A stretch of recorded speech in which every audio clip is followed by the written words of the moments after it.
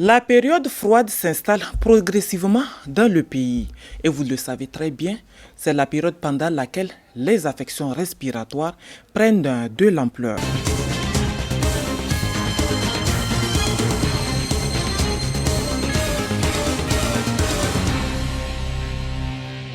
Mesdames et messieurs, bonjour, bienvenue dans notre nouveau numéro de l'émission Santé Plus.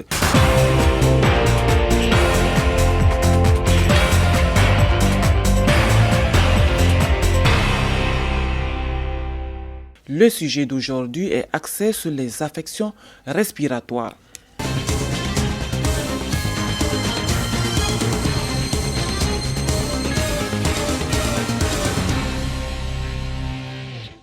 Les produits pharmaceutiques soignent efficacement les maladies respiratoires.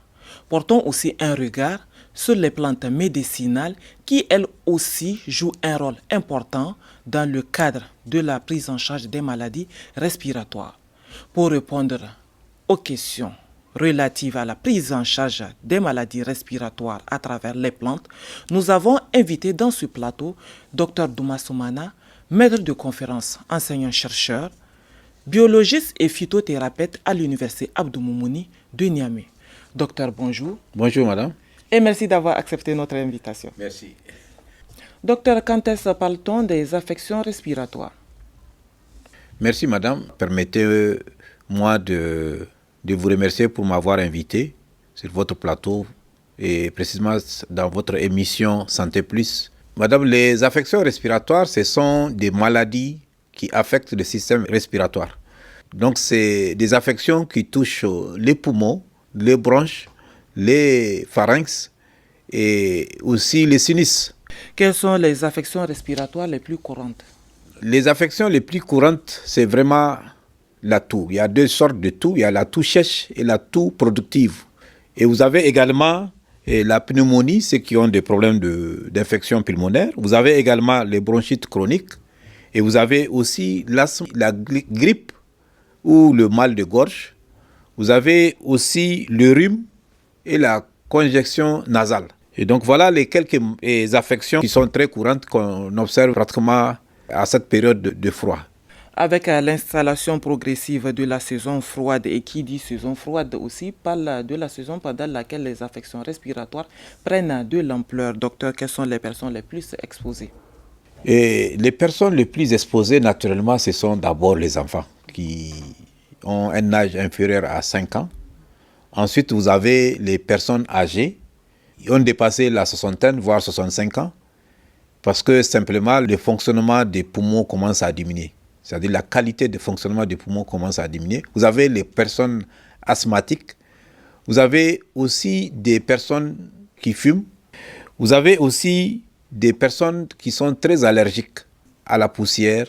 Il y a des personnes aussi qui sont tout le temps exposées aux polluants. Donc, quand les poumons ne sont pas nettoyés de temps en temps, donc à cette période, ça les complique la respiration.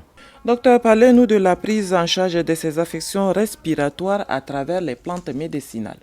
Pour chaque affection, il y a des plantes qui soulagent ou qui guérissent donc ces affections. On va commencer par la toux. Si vous avez une toux sèche, c'est de chercher le citron, un jus de citron, le jus d'un citron, et vous ajoutez un peu de sel dedans, et puis vous prenez à petite gorgée. Et ça va vous traiter la toux sèche. Si c'est une toux productive, là, il faut prendre le gingembre, râper le gingembre et mettre une cuillerée à soupe de gingembre dans du lait caillé, n'importe quel lait caillé, concentré. Vous prenez dans un demi-verre la nuit avant d'aller au lit. Ça suppose que vous avez fini votre repas et que vous allez prendre le lait avec le gingembre, et le matin aussi quand vous finissez de prendre votre petit déjeuner ou bien avant le petit déjeuner. Mais l'essentiel, c'est qu'il faut laisser le temps au gingembre d'agir, parce que le gingembre est un anti-inflammatoire, un antidouleur et puis un antibactérien. Donc ça tue les bactéries, ça tue les virus, ça diminue les inflammations, ça diminue aussi les douleurs. Donc si vous avez la pneumonie, donc vous allez utiliser une tisane chaude. Donc ça peut être la cannelle, Ça peut être la citronnelle, ça peut être le clou de girofle ou bien l'association des trois. Vous pouvez associer les trois pour préparer une tisane chaude. En même temps, il faut chercher les feuilles d'eucalyptus. Les feuilles d'eucalyptus, vous allez aussi bouillir les feuilles d'eucalyptus.